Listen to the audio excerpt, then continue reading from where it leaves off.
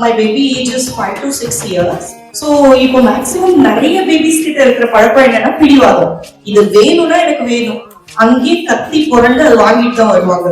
So ஒரு பொருள் நான் தரதுல நீ பிடிவாதம் பிடிச்சா பிடிச்சுக்கோ அப்படின்னு ஸ்டார்டிங்ல பிடிவாதம் பிடிச்சா வாங்கி கொடுத்துட்டு இப்ப ரொம்ப பிடிவாதம் பிடிக்கிறேன் அதனால இதை கண்ட்ரோல் பண்ண முடியலன்னு சொல்லிட்டு அவாய்ட் பண்ணா 2 மணி நேரம் 4 மணி நேரம் அழுறோம். எப்படி கண்ட்ரோல் பண்றது?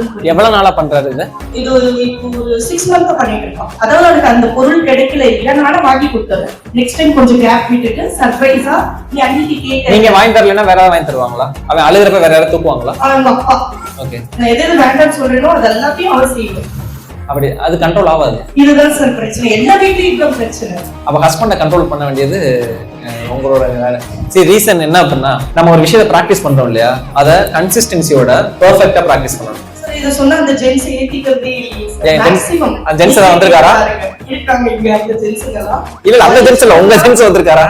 ஏன் ஹஸ் அதனாலயே வரல. ஓகே.